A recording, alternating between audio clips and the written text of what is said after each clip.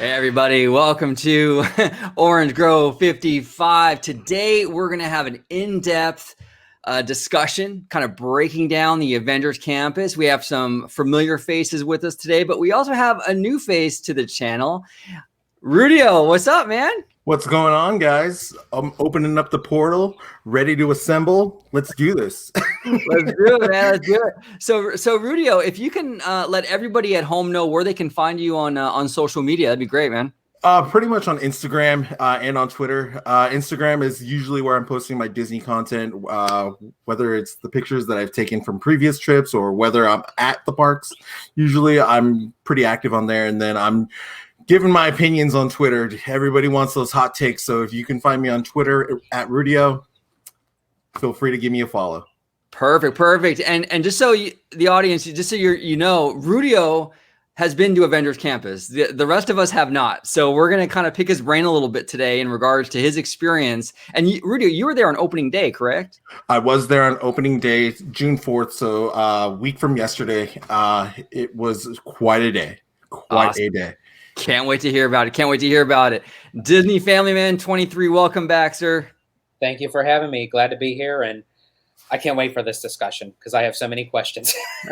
if you could I hope let I got everyone... the answers. That's the important thing. I have the question, but the important thing is you have the answer. Try. So, Mr. Family Man, let everybody at home where they could find you on social media, sir. Absolutely. You could find me on my YouTube, which is right here, Disney Family Man 23. You could also follow me on Instagram and on Twitter at Disney George. And you could also listen to me and my fellow podcasters at the Grand Circle Tour podcast. Perfect. VashSky, host of Freshly Squeezed here on this channel. How you doing, brother? Doing very well. How about you, sir? Doing great. Where can the good folks at home find you on social media? Best place to interact with me is on Twitter. So that's at VashSky, right down here. And if you want to see me, I'm doing videos on your channel at Freshly Squeezed, your source for news and juicy info, squeezed fresh right from the Grove. And now that we're all assembled, I think for this momentous occasion, I think I have the perfect soundbite. Avengers! Assemble. Yeah!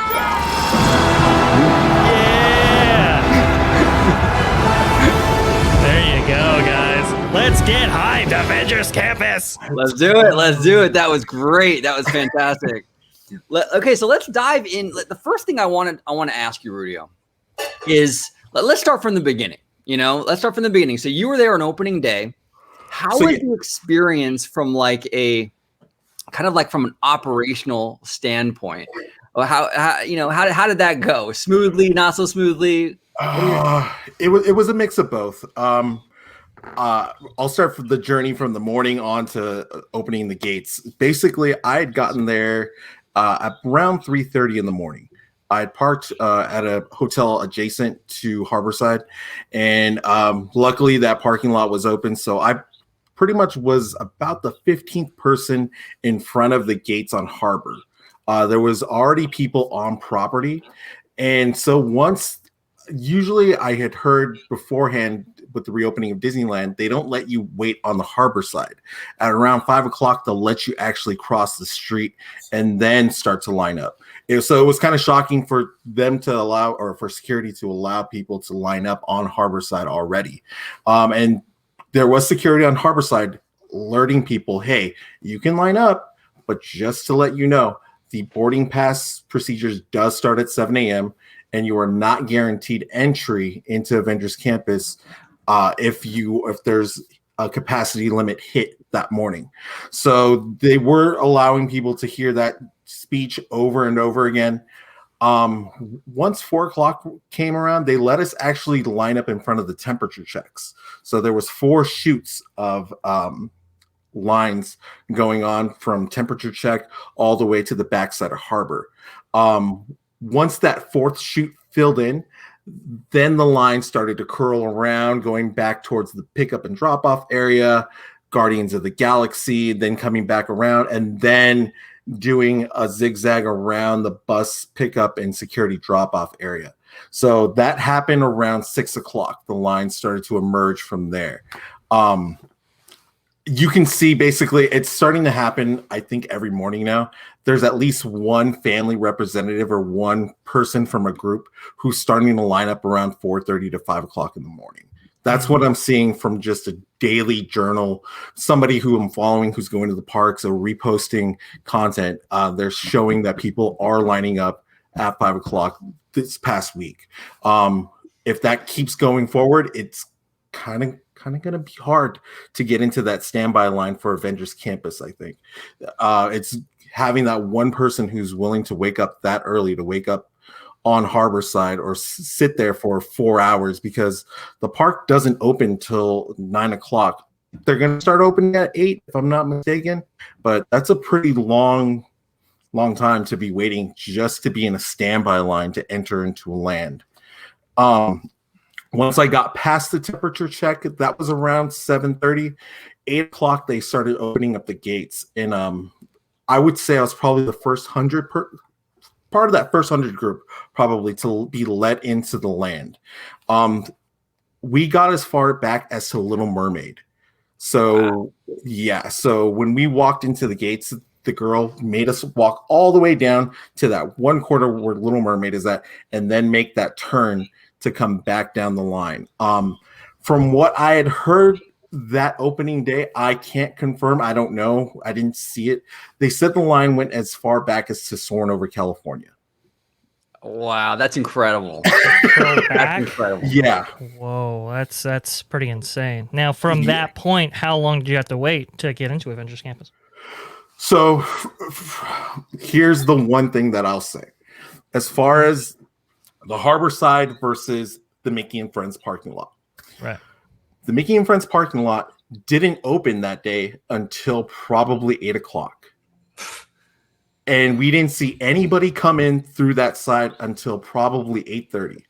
Wow. I had one person who had said they parked at Mickey and Friends. They were there at 6 o'clock in the morning. They weren't let into the land until 12:30 that afternoon. Wow. Yeah. So that's playing it by Disney's way, parking in their structure, doing everything what they're saying, and getting into the land. I will also say, I know that you like to stay at the Grand Californian. The Grand Californian does have an upper advantage. The upper advantage is that they let them wait 30 minutes before Harborside. So if you're there at 7:15, 7 o'clock, and you're part of that first group that wants to wait in front of the La Brea Bakery, they'll let you wait at the gates beforehand before the Harborside. Okay, that's cool. That's very, very cool. Yeah. Now, I have a question for you. Now, when you said that the line went all the way back to Soarin', possibly, speculation. Correct. Right?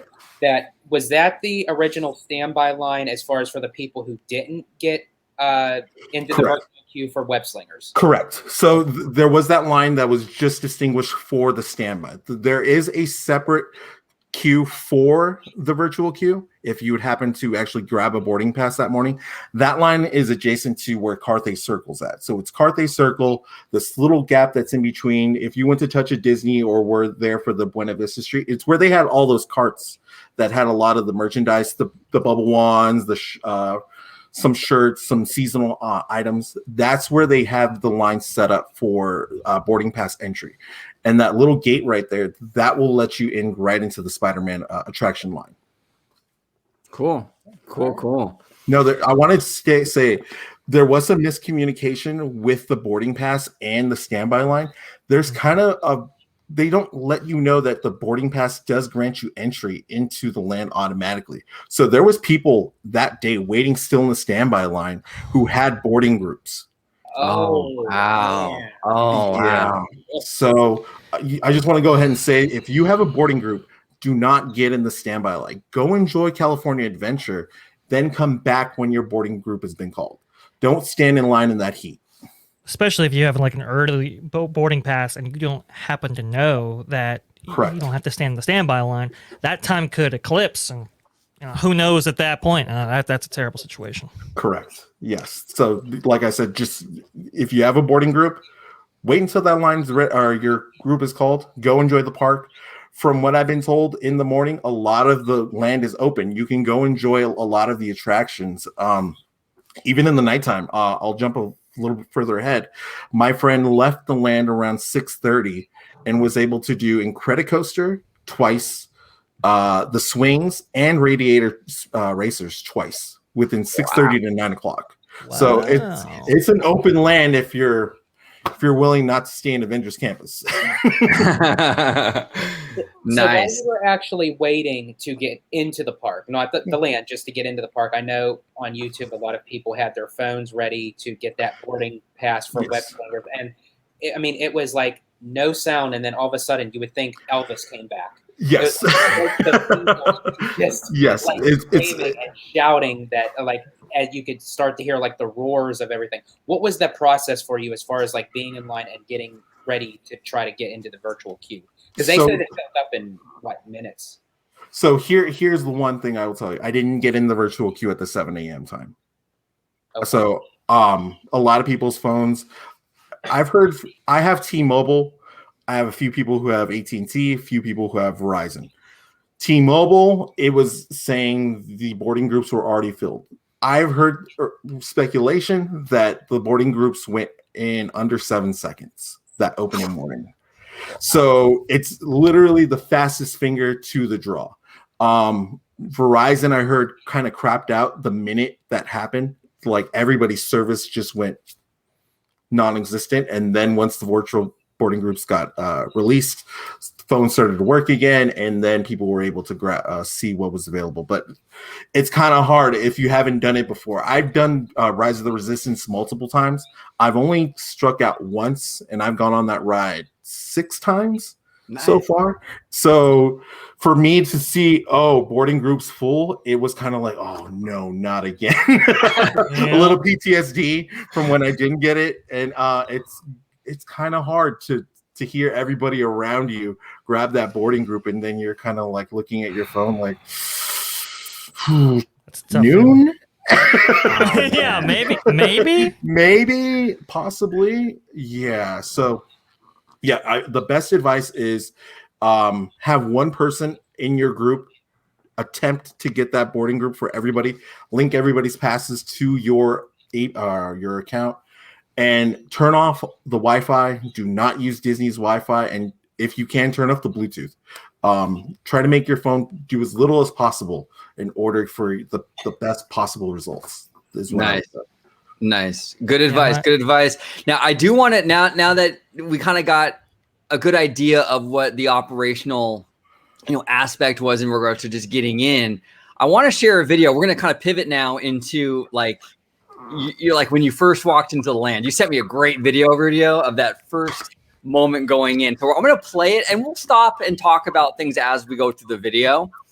But let me go ahead and share my screen real quick. Movie time. All right. It's movie time. Should have brought the popcorn. The visuals. I know. All right. Now let me know if this is too loud for you guys. Let me see. I can lower it if it's too loud, but I'm gonna pause it along the way so we can talk about this. This is great. This is really Marvel. great. Let's blast these speakers. I will talk about the sound later, but yeah, that's another subject. Oh, I'm curious.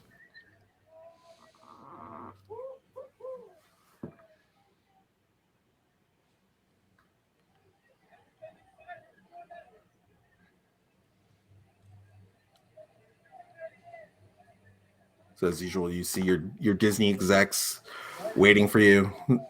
There's Scott Drake right there. Yeah.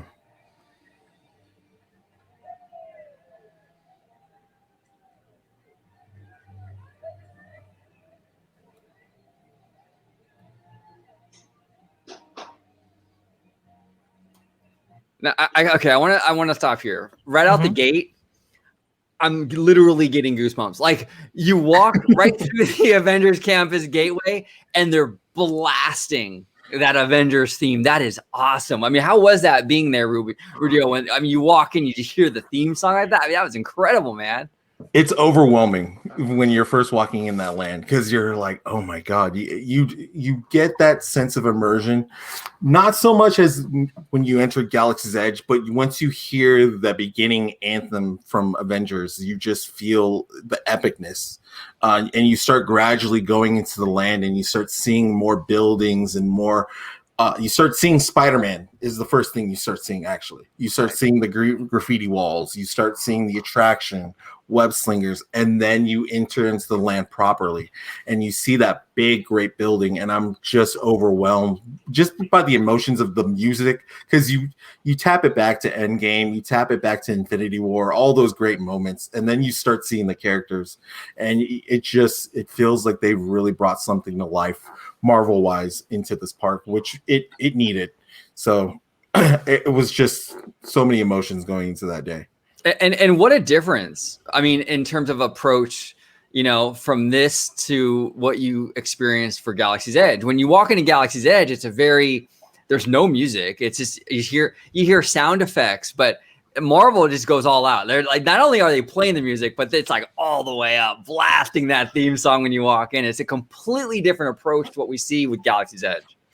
It is. The one thing that has come to a front, if you're in the land, probably about maybe 3 or 4 hours, maybe longer, the music does become to be a little bit too much because they are pumping that music super loud. I don't know if they're going to dial it back a little bit more later in the summer or they're going to keep it as is. But on my ride home, I usually like to listen to podcasts just to keep it real simple, keep my mind engaged while I'm on the road. Right. I heard the Avengers theme song pierced in my ears on the way home. And I'm not the only one. I asked my friend, I said, do you still hear the Avengers theme song in your head? Like a few days later, he's like, I don't know if I'll ever get it out of my head. I have heard that the loop is quite short for how long that people have stayed in the land up until this point right here. Is that what you? Okay. Yes. The one thing I want to know is basically if they're going to maybe add a little bit more of a variety.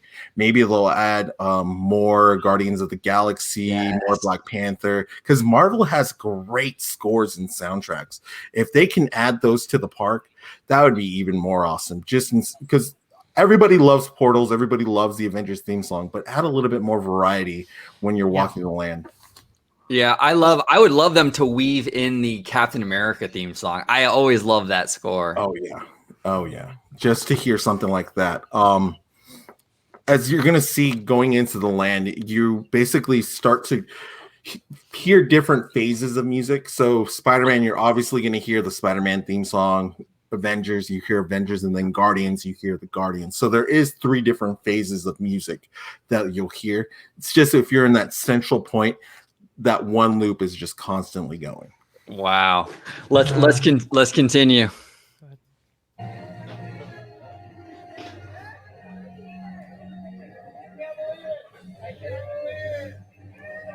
5 fires. Cali Bay, 5 fires, Mondo. Yep. And I just have to say, just visually, just looking at it on a video standpoint, I can't believe that used to be a Bugs Land. You know what, George? Yeah, I think I was talking to you fellas today about that on the DMs. Like, it's amazing to me how it seems so much bigger. Rudio, when you were in the land, did it feel like kind of more like? Did it feel larger than when Bugs Land was there? I mean, it looks like it from the video, but how was it when you were there? It does feel a little bit larger, but my point of reference is surprisingly the bathrooms. So if you remember the restrooms that were to the side, to that left-hand side, they're still there. Yes, they're still small. They're still there as they were in Bugs Land. Wow. So that was my point of reference going into the land, just trying to figure out like what was where. So you kind of figure the Doctor Strange Sanctum is where Heimlich's was at. Pete, the bumper cars, and I believe the flyers are now where the Avengers building is at. And I don't know what was where Pym's Kitchen and Pym's Lab was before. I thought Pym Test Kitchen was where Flyers was at. And then the Avengers building is where the bumper cars were at, if I'm not mistaken. Yeah, the combination of the bumper cars and the Ladybug. Yeah. Oh yeah. You know. Yeah, and then I cannot remember what was at Web Slingers and everything over there, but I would want to. That was the Bugs Life show. Oh yeah, the Bugs Life show. Web Slingers is tough to be a bug. Yeah. Yep. All right. Let's continue as he walks through. And first of all, Rudio I think I'm hearing you on this clip, but I love the energy, man. You guys are ready to go. We were raging to get into the park that morning, so just the adrenaline was pretty much keeping us up throughout the day. That's awesome. Let's continue. Team Disney Anaheim.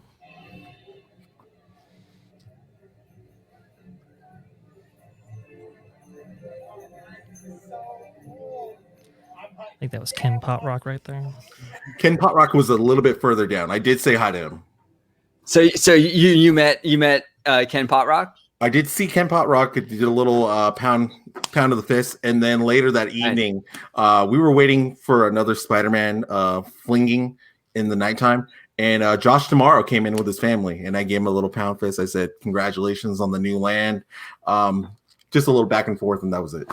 Nice, very cool. Yeah, Chapek was not there though. I did not see Bob Chapek.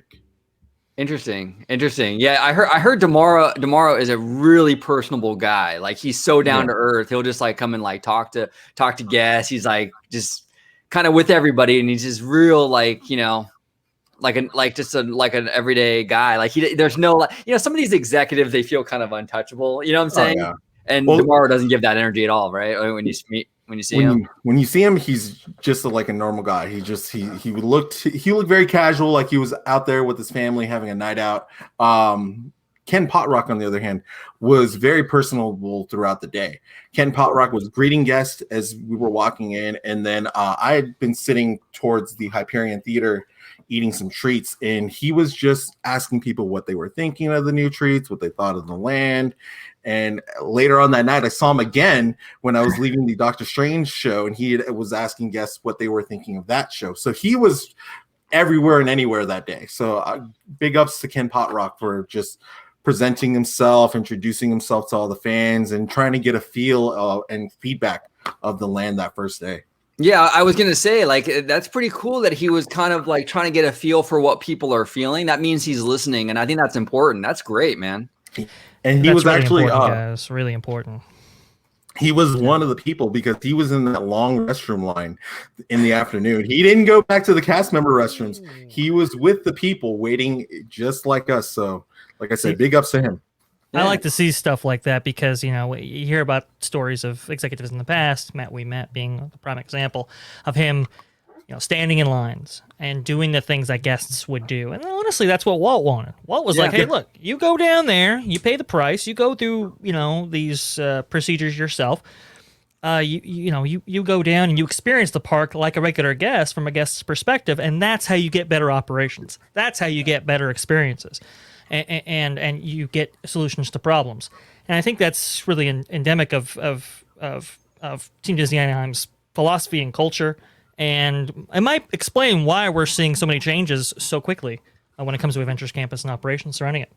Yes, absolutely. I mean, he's there with the people. He's seeing and he's hearing these things too. There was a lot of complaining that day, and there was a lot of praise. It was a little bit of both. So I hope he grabbed what he could information wise, and he applies it later down the line. Cool. All right, let's continue. Like, look at this. I can't just looking at this shot right here. I can't believe this is where you went through the cereal box, right? Yes. Yeah. I mean, that's incredible. That looks so much bigger. It's blowing my mind. That's what really shows great storytelling with the Imagineers, because when you walk through a Bugs Land, it was supposed to make you feel small. Right. So the fact that they removed that theming, opened it up, you could actually feel like you can breathe. And the architecture and the style to this, I was kind of worried of what it was going to actually look like, because I thought it was going to have like that comic book feel, like out of place sort of thing. But the way that they made it more modern, but you could still recognize what everything is. It fits very well at DCA. it's very distinctive from like Islands of Adventure take on a superhero themed land. Yes. And if you look at some of the architecture too, you can see some of the architectural stylings and how they kind of prop out and kind of fold back to really give a sense of scale to an otherwise extremely small land. The Imagineers did a really incredible job of what they had to work with here. Yeah, absolutely. Absolutely.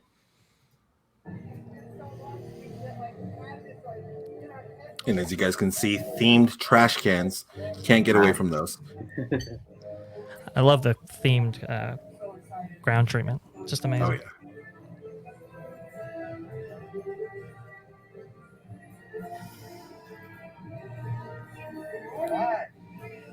And now Mission Breakout looks so much better. It doesn't have like that sore thumb look. Much better.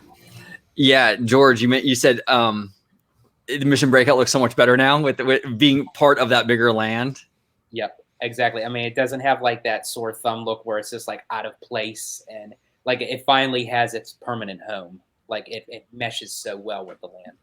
It's kind of so much better now. I mean, it really did. I mean, it really did stick out before, and now that it belongs in the land that it's in, it just makes the ride even that much better. The story of Tower of Terror and how it related to A Bug's Land was you were supposed to be like in the yard of Tower of Terror looking up, and that's why that's how they kind of like, oh, this is why this is here in this way kind of thing. But I think as part of it, it almost serves as a weenie, this porthole when you look down that alley there, and it just draws your attention forward. That's a really, really great job. Far better integrated. Yeah, definitely. If I had one criticism of what I've seen so far of Avengers Campus, and this is kind of a weird one, but maybe you fellas agree with me, maybe you don't, but because we're seeing it here, that's why I'm bringing it up. The spider bots. I'm not against the concept of the spider bots in the attraction, but they do look a little cartoony for the MCU. Just a tad. Yeah. I mean, once you go on the line or go on the attraction itself, it does make a little bit more sense of why they're around and scattered in the area. But just if you're walking to the land for the first time and you don't know the backstory or you haven't been on the attraction, kind of a little weird just to see random spiders just hanging around everywhere. But it is what it is. Yeah. All right, let's continue. And I love the architecture here. This is so bad. This is so badass with the brick and everything. It looks great. The brick popping out like that. That's just such a great design detail. I will ask you guys. Sure. Was this PT Flea's shop beforehand? No, they actually moved PT Flea's. PT Flea's is actually on Pixar Pier now. You know that like Paradise Garden, like food court area back there. Yeah. That PT Flea structure was moved actually back there. Oh, wow. Okay. Yeah. And I think it wasn't in like one of the circles of Mater's Junkyard Jamboree kind of area of where PT Flea's was. Okay. We were trying to just figure out what was here beforehand. Yeah. I was like, I'm just throwing up a lot, just trying to see if that was PT Flea's. But yeah, I mean, if you guys are saying now it makes more sense because of that Paradise Garden Grill. Yeah. That's where Miguel from Coco meets personally right now. Yeah. That's where it is. Exactly.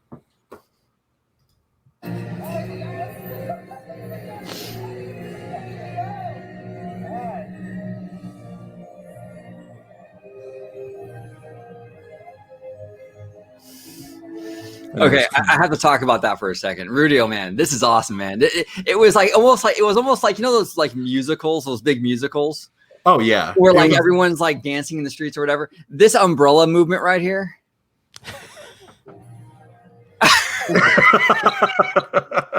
It's almost too choreographed. It felt very, very choreographed, like Spider Bots, Disney execs, Ken Pot Rock.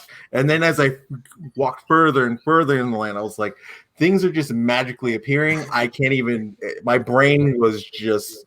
It's like seeing an umbrella spin. It's like I'm waiting for like a Marvel rendition of Debbie Reynolds and Danny Kaye to just pop out. I just watched In the Heights, so like I'm thinking about it. Yeah, just everything is moving the way it needs to. That was great. The first time I saw that, I'm like, oh, that was lovely. Love it. Lower part of the frame, you can see Kenny P right there. Right there. Where is he at? I'm sorry. He's just right next to the kids dressed as Thor. Right where your mouse is. Right here? Right there. That's Candy P. All right. Cool.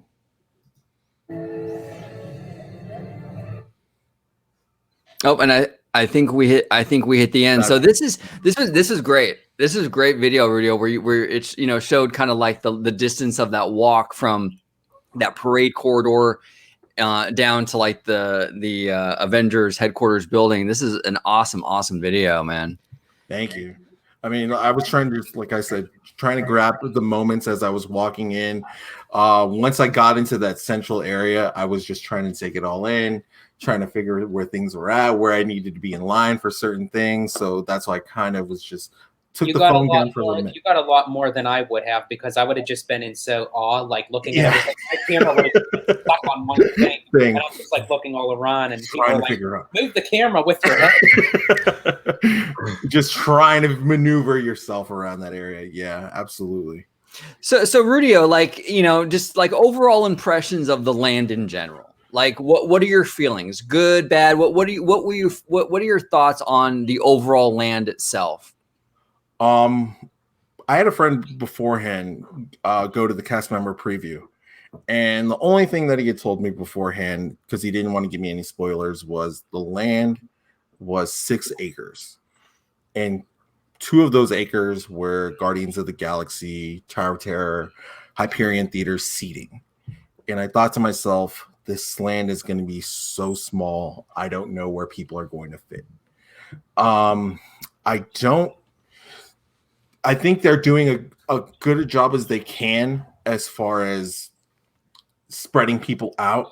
But when I got into the land itself, it seemed bigger than what I imagined. They made really good use of all the space that they could have. And it felt like I needed to be in so many different areas, but they did it so well that I was just immersed in different parts of either it was the Doctor Strange area, the campus building, or Spider-Man. When I got into the land, it felt like, I don't know how to say this. It felt like I was part of the MCU for just for that one time. I was just like, wow, they brought the immersion. I don't want to say it's better than Galaxy's Edge, because Galaxy's Edge really does take you to another planet. Yeah, it brings you another story to you. This one, it brings I don't know how to say it. If I was 10 years old and I was watching these Marvel's movies and just obsessed with Spider-Man and obsessed with Iron Man, my mind would be so blown. But now that I've seen all these characters in different other parks, as far as Universal, even the Las Vegas attraction that they have at some hotel, I've seen what they could do with other Marvel areas. This is Disney bringing their own concept to it. The campus idea is great. The fact that it's not one setting, they can change it up a bit if they really needed to. They can say, you know what, the campus is going to be maybe an Iron Man theme one day, or maybe Loki, or maybe Black Widow. They can adapt to whatever is the Marvel thing at the moment. And that's great, because the thing that I think Galaxy's Edge lacks is because it can't transition from one storyline to the next. It has like a one base tone to it, where I think Avengers Campus, it can adapt and change and update depending on what they're trying to promote with the Marvel films or TV series. Correct. And that's why I'm so anxious for the future of this land. I approached this as if it was a Marvel movie, and this was phase 1 of the Marvel Cinematic Universe, meaning that this is just the foundation. This is the base of it, and it's only up from here. The building itself, I can see them doing so many good things or great things with the live shows and different props that they can bring into the land.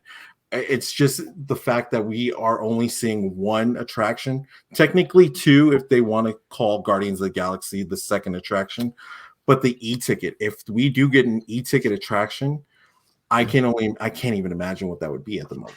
Well, and I can't say if, because I'll be scarred for life. They are going to have the e-ticket attraction. Yeah, I know. and if you think about it, like, 6-acre land, right? Let's just say like they build the Avengers e-ticket. For a 6-acre land to have 2 e-tickets with the Avengers e-ticket and Mission Breakout, and then the D ticket with Web Slingers and the Doctor Strange show, that's a very solid land for 6 acres. That's a lot of attractions and stuff packed into one little space. Now, do you have a favorite section of the land? Not necessarily like of an experience, but just a part of the land where you just looked at it and it was like, this is, aside from the whole land itself, but is there one particular section of the land? So for the majority of the day, I was seated in the Pim Kitchen area. So that Pim Kitchen area, if you're lucky enough just to get a table on the outside of that patio, you pretty much get to take in everything. You get to see the stage show pretty much go off every hour. So you get to hear Doctor Strange's Sanctum go off towards the afternoon. You don't get to so much see Spider-Man because Spider-Man is very much in the front of that area, but you do get to take in everything that's in that centralized area. You do get to see the different characters walk out. You do get to see what's going on over at Guardians. So if that would be my favorite area, just to take it all in, if you guys were able to get a seat in that Pim Kitchen, Pim Lab area. Nice.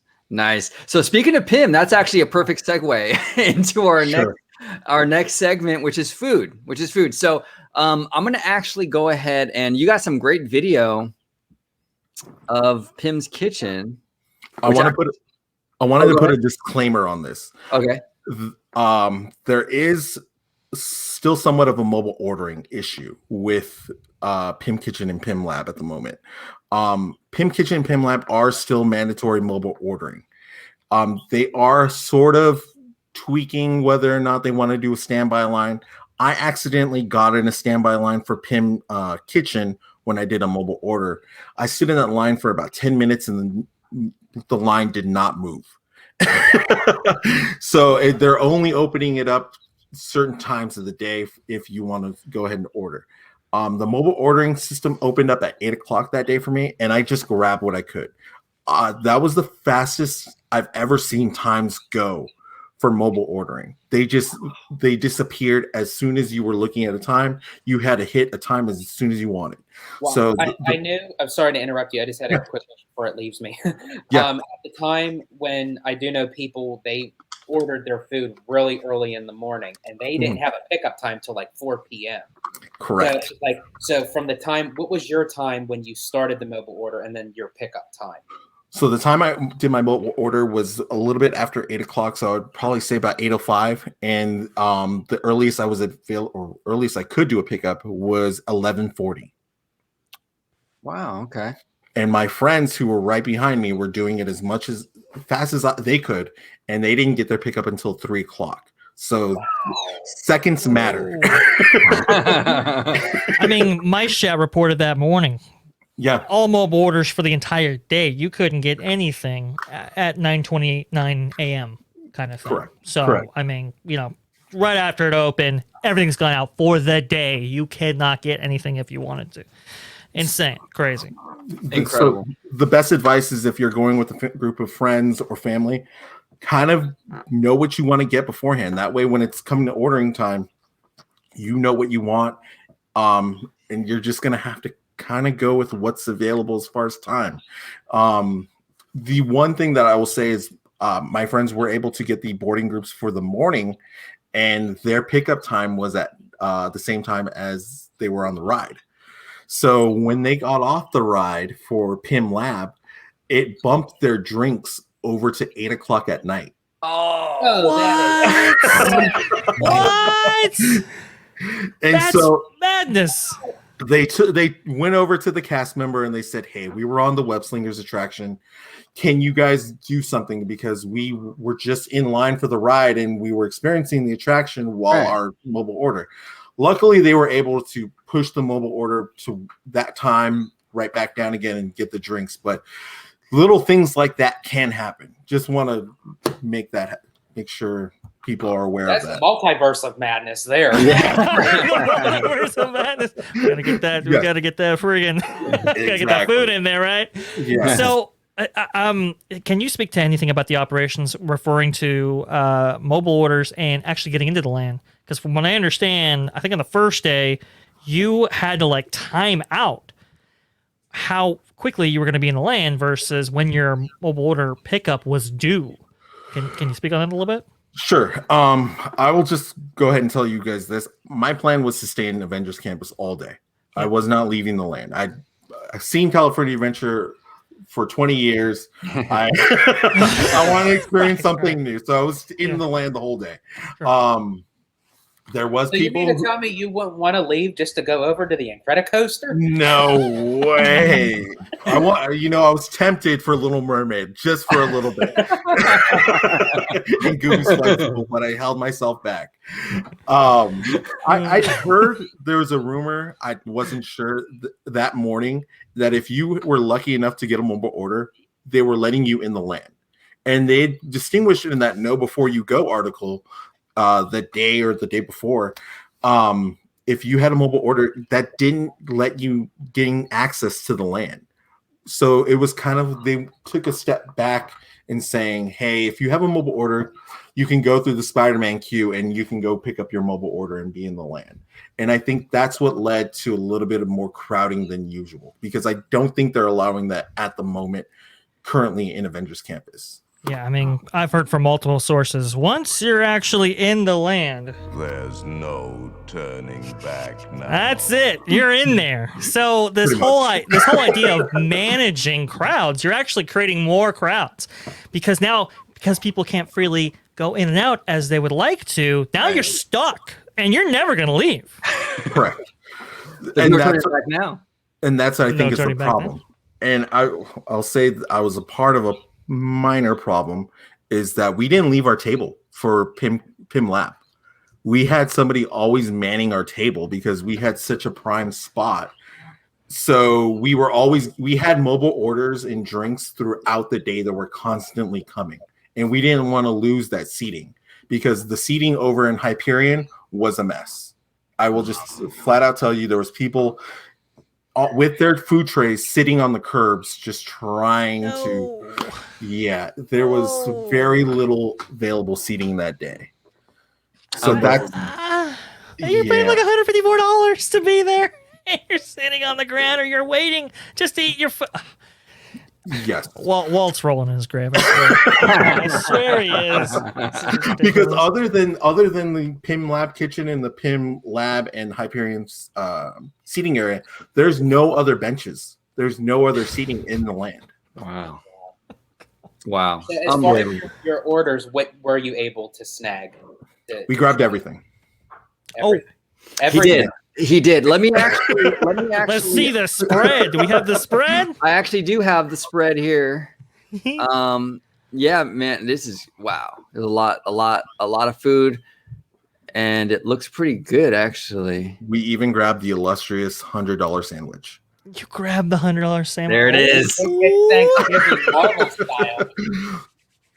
So go ahead, Rudio, and walk us through what we're seeing here. Okay, so right here, the big guy, the main event, that is the $100 P-Mini sandwich. It comes with tater tots, comes with what we would call salad. I would say throughout our table, that fed about 7 people. Wow. Yeah. So mind you, some people were just taking bites just to sample, just to see if it was good or not. But that fed quite a big group of us. I don't know. It also depends on how hungry you are and how much you're ordering that day. Because as you can see, we ordered the pretzel, we ordered the meatball, we ordered the other pretzel, the buffalo sauce pretzel. So it just depends on how much you're intaking that day and if you can handle something like that. I did order an individual P-Mini as well, and the individual P-Mini did fill me up. Okay. So cool. Did you try the one item that was kind of interesting to me was the I don't know the title of it, but it's the chicken sandwich where it's like an oversized chicken. Yeah, I did have that. How was that? There's 2 renditions of that. There's the kids meal version, and then there's the adult meal. The adult meal has coleslaw on top of it. So they basically grabbed what I'll say is an enlarged. If you've ever had the chicken breasts or the chicken tenders from Jack in the Box, yes, Yeah, they pretty much slammed that a little bit more down with the batter, and they made it with coleslaw on top, and they put some slider buns on it, just to give you that image of that. It's a huge chicken with a mini bun. That's hilarious. That's hilarious. Yeah. Rudio, what is this sauce? I'm really curious. What is this sauce right here? Marinara sauce, I That's think? marinara. That's the marinara sauce. Okay, cool. Yeah. Looks tasty, man. It was and then good. The pasta and meatballs is at the bottom left-hand corner of the Yes, the pasta, it could have been better. The meatball was pretty good, but the pasta, it's theme. You got to remind yourself you're going into a theme park restaurant and you're getting theme park food at some point of this, so you're not getting the best quality. I will just flat out tell you right now, the pimini was the best food item that we got from the kitchen. Yeah. Wow. And how is this guy right here? That was good. I'm going to forewarn you. There's a beer cheese that comes with it. It does not taste very good. Whoever was in charge of releasing that and saying this is good beer cheese needs to be immediately. Hopefully that's the same guy as the blue milk. Yes. Get rid of that guy. Few of my friends once said it tasted like when you wipe your feet on a doormat and then drain it. And then one said it just tasted like wet mashed potatoes. Oh, nice. Yeah. Very appetizing. I'm sorry. Great. You have that first rendition. I'm sorry. But as far as the mustard, if you do try it with the mustard, it does taste good. And even if it sits there for a while, it does still have great flavor once you put it into mustard. It can sit there. If you're having the pimini or any other tray, the pretzel could be almost like your dessert in a way. Okay, Nice. so here's the most important question out of all of this. This all looks good. This all looks great at the Pim Kitchen, but where do you get the oversized Alka-Seltzer? Oh, that one. Oh, yeah. I don't know how to. So Pay attention, it's showtime. It's showtime, fellas. So we did try the drinks. The funny thing is we had the drinks before we had our food.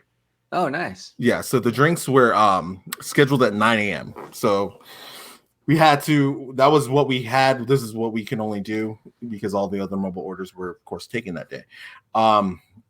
The best drink from the Pim lab was the Honey Buzz, if I'm not mistaken. And I have the menu pulled up on my iPad here. Let me pull this up real quick. Yeah, the honey buzz is gin, lemon juice, and honey syrup with a honey straw, right? Yes, that I would say would be the best option. What he was referring to is the Alka-Seltzer. What do they call it? I can't remember. It's the particle fizz, the hard seltzer with cherry pearls. Yes, don't do that.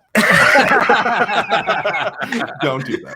I heard it's like a White Claw with boba pearls in it. What another friend had said about that one is it tasted like if you got a White Claw, took a sip, put it back in the fridge, came back to it a few days later, put a few little bobas in there, and then that's what you got. Nice. Yeah. God. Nice. You just saved me a few dollars. Yeah. Not gonna have an appetite after these descriptions. Okay. The side of your beer cheese. Yeah, and don't try the beer cheese. Don't try the beer cheese. I'm in a few videos telling everybody do not try the beer cheese, and they all insisted to do it, and just their facial reactions afterwards, just like we should have listened to you. It's kind of funny because I've seen people try it, and first it's like, okay, all right, and then it's like they never tried again. That beer cheese became the West Coast version of Beverly's at Epcot. Yes. That's exactly. No. If you watch Loki, I heard that reference recently, and yeah, I've heard about the Beverly drink now, and I'm just like, I don't ever want to try that. Now let's take a walk through. You got a great video here, Rudio, of the Pim's Kitchen, which actually surprised me a lot in a good way. We'll do the video and then we'll kind of talk about it. Let's see here.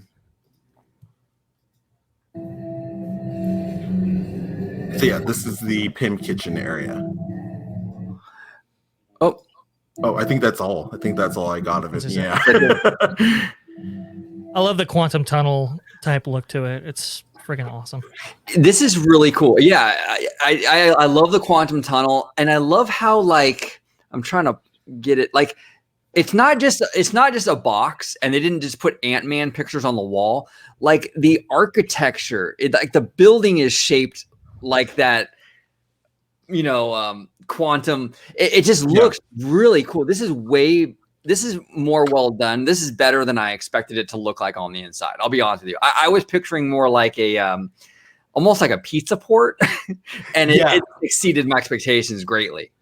Yeah, I mean, and I thought what was so genius was they had the oversized soda cans with it linked to the fountain, so it's like the drinks are coming from those oversized cans. Yeah. Now those were a reference from the old Bugs Land days, from what I understand. Those were holdovers from the Bountiful Valley farms and all that kind of stuff. So it also has some DCA history as well. Go ahead. Oh, that's cool. So it like kind of pays homage to Bugs Land that was there prior. That's kind of cool. Correct. And there's actually a little tab, like a little when you grab your loaf of bread, and there's a little tab that you tie the knot together, and it has a little expiration date of when it's good till. The expiration date on there is actually Paul Rudd's birthday. Oh, that's wow. cool. So that's a cool little Easter egg if you guys are happen to see. It's right above the soda machines. That's incredible. It's like a little tab. Yeah. That's cool. I love this kinetic with the pretzels. Like that is, whoever came up with that is awesome. How they're on this kind of conveyor belt system. Yeah. And it's kind of funny because, growing up in my generation, I would have said, oh, that's like the Gag Factory with the hands and stuff. And they're transferring packages and then they show wrap packages on the other end and so forth. But my mother, she, when she saw it, she was like, oh no, that's like the Atomobiles, like a reverse kind of thing with those and stuff. So it's like, depending on what generation, it calls back to a lot of those things. I think it's very cool. That is cool. It's a nice little throwback to, like you said, like adventure through inner space. That's interesting. That's very interesting. Yeah. So overall, I mean, it looks really cool in here. Like this is so much better than I thought it would look. To be completely honest, And it's quiet. So like going in there, if you've been in the land all day, it's kind of got that just peaceful feeling in there, just because it's there's not too much going on other than the people being in there in the kitchen in the back. So it's kind of just a peaceful area just to relax a little bit. I hope maybe later down the line, maybe they expand it or do something more, because I would love for them to have seating inside, because there's no seating inside this building so far. Wow.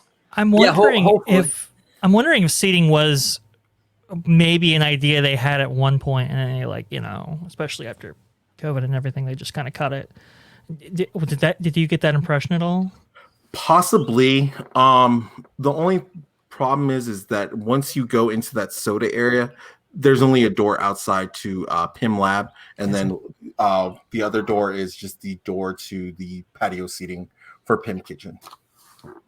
Gotcha. Which makes me wonder that once they start raising the capacity starting July 1st, is what I heard, of how really it's going to get jam-packed, of not being able to maneuver people as far as having the seating goes over there. That will be interesting. The whole concept of seating in this area, I don't know where they find a solution. The only thing that I'm thinking of, and this is just a shoot, possibly opening up more of that area in the Hollywood land, as far as maybe putting a barricade and then allowing people to sit closer to where Monsters Inc. is at, or where that Captain Marvel area was at. Because the other thing I will mention is there's only one set of bathrooms in the land. So if you are going into the land, I would say use the restroom beforehand and then go into the land, because I want to say it was about a 45-minute wait. My friend's girlfriend waited for the women's restrooms. Wow. Yeah. I was in the line for roughly about 10-15 minutes, but if you're on the female spectrum, yeah. Now I remember those restrooms back from the Bugs Land days. Those were small. I mean, they're still small. They're still the same bathroom. Yeah. A lot of people. Wow. Yeah. Oh, So I boy. would say for men wise, because I can't speak to the women's restroom, 3 stalls, 3 urinals. Okay. Oh wow. Yeah. Interesting. Which was fine for Bugs Land, but now with it being Marvel, the demand is through the roof, and they're gonna have to figure something out with that. In a land that's pushing you to buy food and drinks, this is not a really good idea. That's a good point. That's a good point. Nobody. Yeah. Now, the eating area where you guys did have a table, Mhm. I have heard that there's standing, that there's chairs that are more stool shaped in Yes. terms of they kind of push your height up.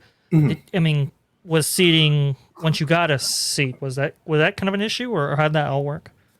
Once you have a seat, you're pretty much standing guard to your area as much as you can. There is seating inside towards the PIM lab area. So the PIM lab, it's kind of designed like a pool bar. So you have the central area of the bar, and then you have stand-up seating, stool seating around that area. And there's not very much of it. Once you're out of that area, there's patio seating for PIM lab, and I would say in that area, I would say maybe there's about 7, 8 tables. Oh man. Yeah. I mean, Yeah.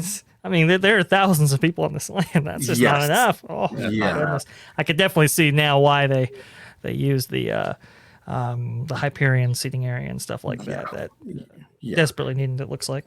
Yeah, and even in that area, there's quite a space, but because of the social distancing and the protocols that they got to go through with that, they aren't as tight as they need to be, and so I can see them maybe adding more tables to that area once June 15th comes along and the rumored social distancing goes away. But I think in time they're going to have to do something because, as I said, once the capacity gets higher and more of a demand for people now to see Avengers Campus, they're going to have a place to put these people. Yeah, and to speak to the operation just a little bit, I mean, people are like, well, June 15th, we can increase operations. It's like, well, even if you do get rid of social distancing, a lot of the tables and chairs they have for people to dine in are just spread around the park, and you do those for a couple of reasons. But, if people are still wearing masks and they want to, take their masks off for a second, are they going to overwhelm dining areas? Where do those tables and chairs come from or go? It's they got a lot of operational headaches ahead of them, even with these with the lifting of some of these restrictions. It's going to be fascinating to see how this all works itself out. And you have to put out the fact too is that there's more carts over in that Hyperion area. So the Terravan Treats, that line starts and loops around towards back to where the Guardian store's at. And then there's Shawarma Palace 2, which is where the old popcorn pretzel cart was at in front of the Hyperion. So not only do you have people trying to find seats in that area, you also have 2 big lines of people trying to buy treats in that area as well. Wow. Okay, so yeah, there's a lot of cross pollination there. Did you I mean, how was it trying? I mean, did you see people try to navigate kind of getting one of these trays with these huge pretzels on it and stuff like that, trying to get to those areas? I mean, that's got to be an operational nightmare. Oh, yeah. Oh, boy. As we were probably one of the first tables people see once they walk out of the kitchen area, there was a lot of people asking, are you guys moving? Are you guys leaving soon? And we kindly said, you know what, we're going to be here for a while. I would probably take a look somewhere else just because we have people coming in and out. Just because we were friends with the table next to us, we were kind of like guarding the area, I would say. Because if somebody knew someone was coming, they'd say, hey, come to this table. We don't want you to be looking out there and not being able to find something later down the line once your mobile order is up. Right. That was our protection process that day. Hopefully you're in there with another person who can kind of tag team it and go, okay, you go find a chair, I go pick up the food. It's a divide and conquer. You have to divide and conquer that day. Yeah. if you are going with a group of friends, divide and conquer.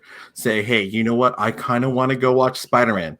If you can hang back for a little bit, I'll go watch Spider-Man. Then you can go watch Spider-Man. That's the good thing about these shows going on along the days, that you can have these shifts pretty much just to see certain things and whatnot. So, like I said, divide and conquer.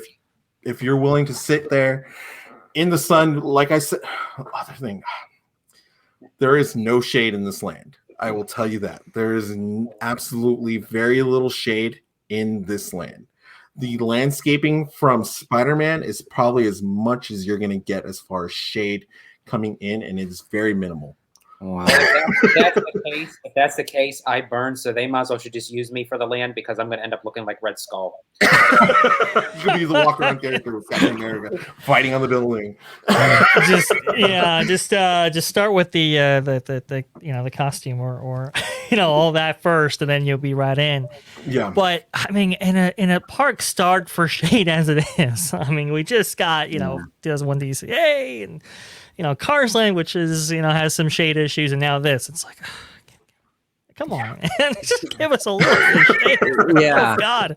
Well, now Rudio, is it a lack of trees in general, or did they plant baby trees that aren't full grown yet? I would say there's sprouts of little baby trees probably in the central area that just haven't grown out. But Spider-Man, those look like full grown out trees ready to go, and it's very minimal. It covers just so much to where if you're kind of shoulder to shoulder with people trying to wait and see Spider-Man fly around, and even the cast member who had been baking right next to the meet and greet all day said, you know what? He's not out here. I'm going to stand right next to you because I don't want to bake anymore. I said, I don't blame you. Wow. That is terrible. That's Incredible. Now, go ahead. Oh, no, go ahead. I just had two questions. One, did you try to? I didn't hear you. If you did, did you try the PB&J sandwich? We did. Yeah. The PB&J is interesting because it comes with bacon. And the bacon I've heard is very sweet. It's like a candied bacon. It's like a candy bacon. Heard it was okay. There's a hot take right now on the internet that the PB&J is better than the P-Mini. That is not true. Those are like the people that say that green milk is better than the blue milk. It's kind of like you're taking lesser of two evil. So I would go with the P-Mini over the PB&J. Now, did you try the Shawarma Palace and all that? We had, luckily, somebody had overbought the breakfast shawarma. Okay. So there's not a breakfast shawarma that's being advertised on the app. You can only get it once you're mobile ordering, and if you're there early enough. The breakfast shawarma was pretty good. I'm not going to lie, for what it is. Is it better than the breakfast Ronto wrap? Not going to go there, but it is good for what's available. I'm not familiar with shawarma, so going in there, I was blind. I didn't know what it tasted like, and it tasted pretty good to my liking. Did you taste the regular shawarma at all? We weren't able to get the shawarma, the regular one, unfortunately. Okay, all right. That day, it was still mobile ordering, and now it is standby, so you can go into that land and order standby for shawarma, and now we couldn't at that day. All right. So we're gonna pivot now. We're gonna go from food. We're gonna start going into the attractions, and this segment's gonna encompass Web Slingers, the Spider-Man Stuntronic, and the Doctor Strange show. So Ruby, you went on Web Slingers, correct? And what are your without giving too many spoilers or what have you though? What were your overall thoughts of the attraction? Because this is getting a little more mixed reviews online. It is fun for what it is. It is, like how you said, a D-ticket attraction. So you have to go in knowing that. It is an elevated version of Toy Story Mania, what everybody was been saying, so on and so forth. The technology, though, is very impressive as far as being able to grab the motions of your arms. We happen to have a friend who actually bought all the attachments. Oh, nice. So the phaser, the web slinger, and so we were able to see all of that go off, and it is pretty cool that you're able to see Iron Man's phaser go off and the slinger go off. You do get somewhat of advantage. I think if you use just your regular hands, you basically get one sling. If you have the phaser, or the web slinger, you get three webs going off from what I remember. And it does make cool little noises and whatnot. And the phaser is a little fan, so you can just kind of use that throughout the day, especially during the summer. Now, is like when you say it's the tech is cool with the motion sensor and stuff. Is there any lag? Like, did you notice when you were doing it was like right on the money? Right on the money, surprisingly. I'm familiar with the Xbox Connect, so that's what was my point of reference going into the ride. Just trying to see if it was going to be up to that or maybe a little bit better. I would say it's a little bit better than the Xbox Connect, tracking your motion and making sure where you're slinging your arms, that's where your targets were landing. Cool. And you notice now the screens that you interact with, are those, I mean, are you familiar with high refresh rate? Yeah. Yeah. Would you say that that's accurate? I would say, yeah. It was better than Toy Story Mania, but not by so much. Okay. Because you got to remember, Toy Story Mania is from 2008, so they're dealing with much better technology 13 years or 12 years later. So I would say the refresh rate was better than that. It's probably like 90 or 120 hertz. Okay. Yeah. All right. Cool. Very, very cool. Yeah, but now, go ahead. I was just going to say the pre-show, though, is pretty cool with Tom Holland and seeing just that technology being used from Rise of the Resistance with Kylo Ren, now being used with Spider-Man. It was a pretty cool little interaction, but it goes on, I think, a little bit too long for a pre-show. Okay. Interesting. Now I've been watching a lot of like videos on YouTube and stuff of the attraction and what have you. And one thing that kind of got under my skin a little bit, and it might be different when you're actually there experiencing it, but like the lady who's kind of like I don't know if you want to call her like the host or whatever, where she's like talking, interacting with Spider. What's her name? Sharon. Yeah. I don't know. I don't know. A little cringy at times, but it's part of the show. She's like Jarvis. So basically, you have to go into the mindset that Spider-Man has his own AI, and is able to help you throughout the ride. So it is kind of cringy as far as the script that was written for Tom Holland, but it's a kid's ride. You have to go into this knowing that it's really not meant for us. It's meant for those 10-year-old kids who are into the MCU, and that was my mindset going in. I was like, this ride is not meant for me. And that's the great thing about it, is that there's no height restrictions, so anyone can go on it. That's great for kids. There is a lap bar, but that's about it. There's no other harness besides that lap bar. Interesting. Yeah. I mean, we have to remember, guys. I mean, this took over a very, really when Disney California Adventure opened, there was no family-based attractions whatsoever. That's why they built Bugs Land that they did, and this replaces that. So, of course, they're going to have kind of a family-oriented attraction at first jump, because Disney California Adventure really needs it. And when you look at the plot of land that it's on, I mean, it's not that much bigger than It's Tough to Be a Bug. And so the fact that they were able to give you a pretty solid experience in such a small footprint, you got to give the Imagineers credit. They actually did a pretty good job. And I think, too, why it got so much of mixed reviews as far as the attraction goes, because I think a lot of people had that speculation when Disney first filed that patent of that swinging pendulum ride system. And I think people kind of already surmised in their head that, okay, that's going to be based on Spider-Man. We're going to get a kick-ass Spider-Man ride. And it became this ticket attraction, and people were just like, okay, now this is starting to get a little bit underwhelming. There was a leak a couple of years ago that showed the blueprint of what this attraction was going to be like. It was the Paris version, but it was essentially the same thing as what we got in Disney California Adventure.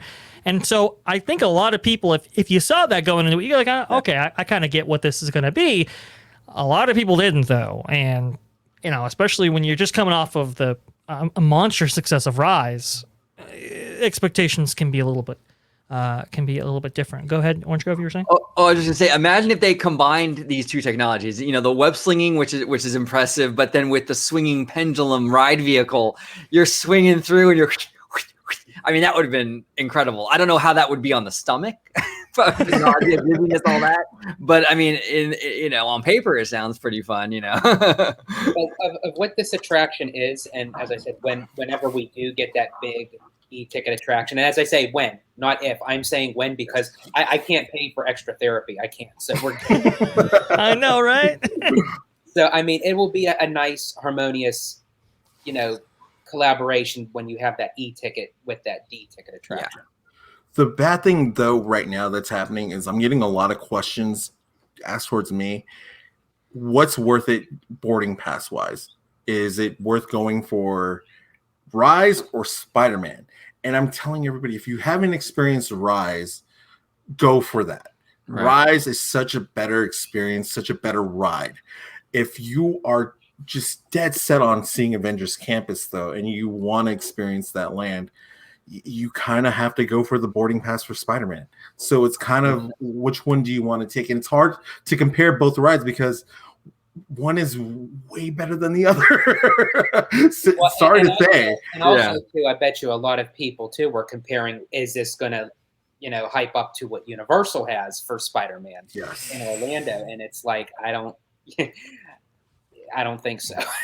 No, I think Universal set a certain consumer expectation level when it comes to a Spider-Man property-based attraction, and I think that's where the disconnect really is. I mean, if you saw what Hong Kong did with their Buzz Lightyear Astro Blaster redo, essentially by Ant-Man and the Wasp and stuff like that, you kind of go, okay, well, those are kind of minor characters compared to the big players in the MCU. It's fitting that they have this type of attraction, and I think Spider-Man being such a marquee character, such an iconic character, I can definitely see where that consumer expectations maybe just a little bit too high. So I would have liked to have seen an attraction like this based on maybe another character that didn't set those expectations so high. That's a great point, Ray. And also, the comparisons are inevitable, but I think it's less jarring that it's on the West Coast, because I think if this was in Florida, being in Universal's backyard, I think it would be even more of a situation. At least this is like on the other side. It's California. It's so it kind of but still, you can't avoid the comparison. There's just no getting around it. Yeah. You just can't get around it. Now, you did see the Spider-Man Stuntronic too, correct? Right, Rudio? I did. I saw it probably about 3 times that day. Wow. Yeah. How was that in person? Because, I mean, even watching the behind the scenes with the Imagineering story of how they construed this Stuntronic, so to speak, and then to actually see it in person, that had to be... It's an experience. The one thing that I remember going in, I was watching or read an interview with Kevin Feige, and Kevin Feige said when they created this animatronic in this show, is that he wanted it to be almost reminiscent of the first time you saw Tinkerbell in the fireworks show. And he wanted that same magic. He wanted to be like, when you see Spider-Man, you're seeing something special that you're going to go home and tell all your friends about. And honestly, I'm going to be honest, I think this was better than the attraction itself. Interesting. Yeah. Now you took some great video of it. I'm going to play a little clip here of the Spider-Man doing his thing. Real quick, Rudy, I wanted to ask you. So when he's running in the front, in the foreground, that's a real person, right? That is a real person. So I will tell you right now, there's 3 sections of this little show. So there's the first section where it is an actual stunt actor running around. He's on the side of the building. Then he comes to this centerpiece right here, right underneath this little crane.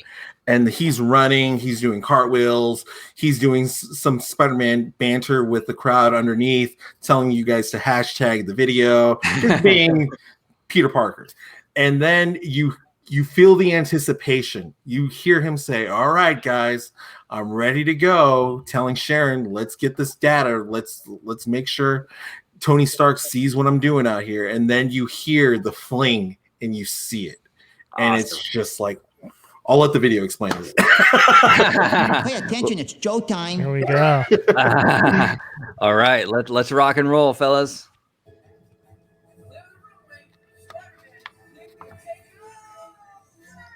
God.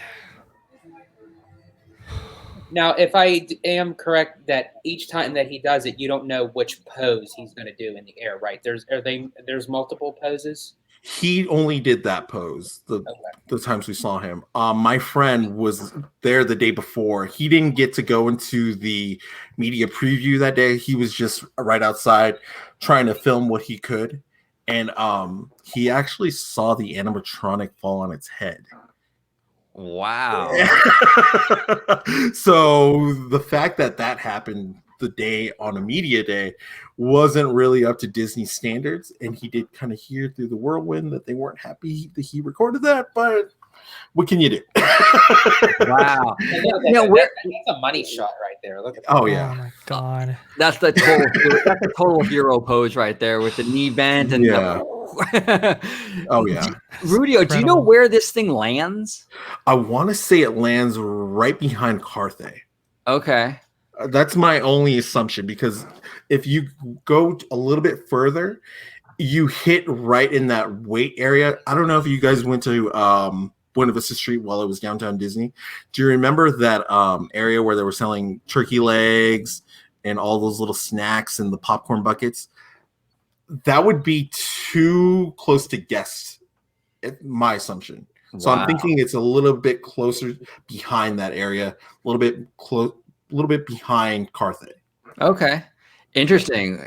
This thing is awesome. I hope this sticks around. I hope this isn't one of those things that they do it like for the season and then it goes away. This is awesome. No, he only does fly that way. He only flies from right to left. Yeah. Okay. So if you're going, just make sure that you're getting it right in that dead center angle, right where I'm positioned at, so you can see the best of both parts of the show. Because I was just saying, in a weird way, he's almost like another weenie for the land. You see him from across the park, you know? Yeah. Oh, yeah. I've heard people say they can see him from the Spider-Man Web Slingers extended queue.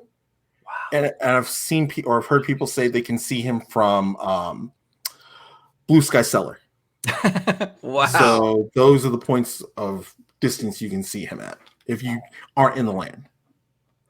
It's just, I mean, when I saw this, you know, we all saw the first video of the Stuntronic doing its thing, and it's just like, it's just mind blowing. It's just like, oh my god, I can't. I mean, you know, but it's one of those things where it's like, well, are they really going to do this? Like, are we really going to see this? This is just like some pet project by R&D and stuff like that.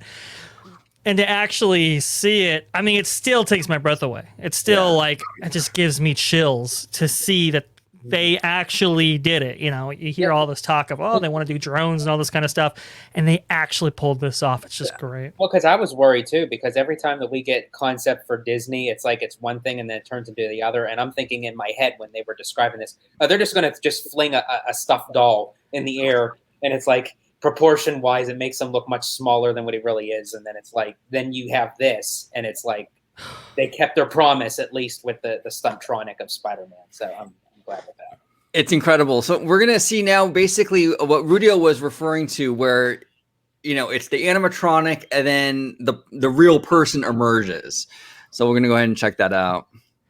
Shout out to Grant Imahara, by the way. It was one of his last projects.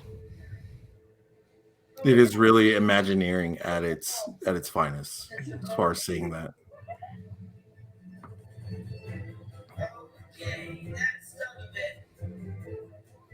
This part is very cool too, as you're gonna see what he's able to do. This is Spider-Man right here. This is my definition of it. Yeah. Hey, wait up! I'm just gonna jump down and meet you.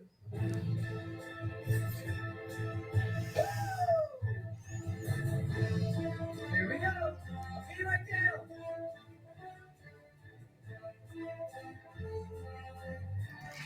And right here, this is classic Spider-Man, dude. Yeah. That's so cool. Yeah. I mean, it's, oh god. It's pretty awesome. It's pretty awesome. You see you see Universal do stuff for so long, and you're like, man, what if Disney could do stuff like that? You know, just theatrical stuff, just stunt work and wire work and stuff like that. And it's like to finally see it, it's like, oh my god, it's so cool. It's fantastic, and it really does. I mean, I think each version, the Universal, Marvel land, and the Disney version, they both have their strengths and weaknesses. You know, This is great. I love what they did here with Avengers Campus, where you have all the characters really kind of fleshing out that experience. That was that was a great decision. You had to do it. You had to do it. Absolutely. You'll see him. He crawls down, and the fact that it's the same Spider-Man that crawls down, and he's doing a meet and greet for 30 minutes right after. Oh, that's so cool. You're having interactions as you are with any of the characters that you're having at California Adventure or Disneyland at the moment, where you're having that personal, just, hey, I just saw you fly. How often do you do that? And he's talking right back to you, just like at Peter Parker. And they do the best. Disney did the best job as far as hiring actors who sound like Tom Holland. Because cool. the guy sounded legitimately like a teenage kid, just like Tom Holland. So just the immersion of that is great as well. You know, it would be the equivalent of like during the fireworks, Tinkerbell landing on Main Street and being like, "Hey, everybody!" With like, a little wand. so epic. Yes, with that voice too. Exactly. Oh, yeah.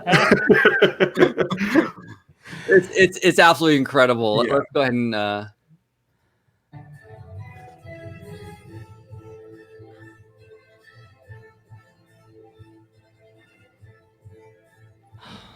Of course, you can hear the music. The music is obviously the newer Spider-Man music, and it's just so epic. Sure.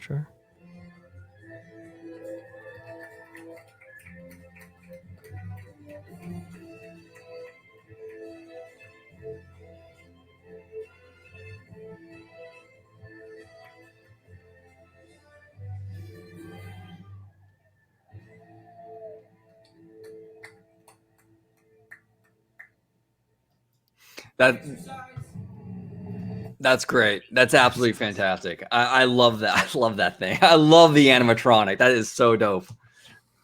And so I'll go back to the operations part of it. So that is, I would say, the initial part of the entertainment as far as how it goes daily. So Spider-Man will be the very first person that you see to do his thing. That is how the day starts with Avengers Campus.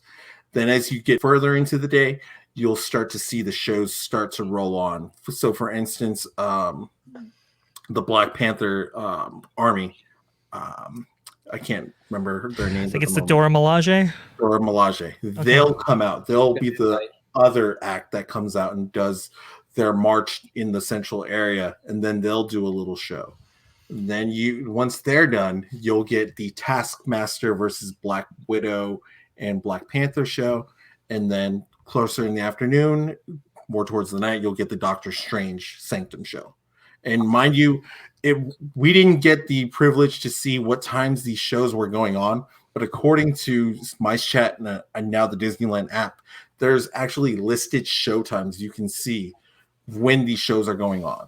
So to better plan out your day, you can see when's the best time to go sit out your spot for Spider-Man or for the Taskmaster show. Nice. Well, and speaking of Doctor Strange, you had a great video in regards to that. Let me go ahead and share that. Let's check this one out.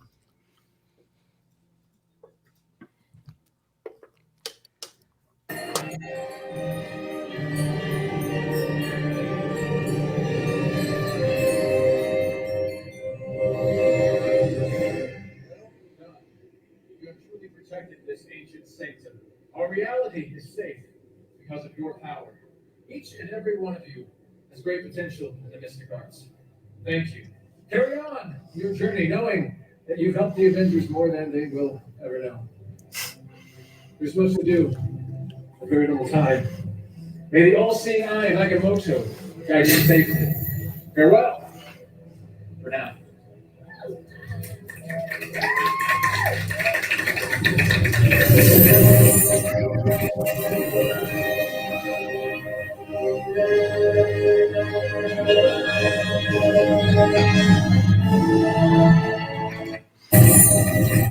This is incredible. Is that projection God. mapping in that room? That's awesome looking. That is probably the best screen or a video wall I've ever seen.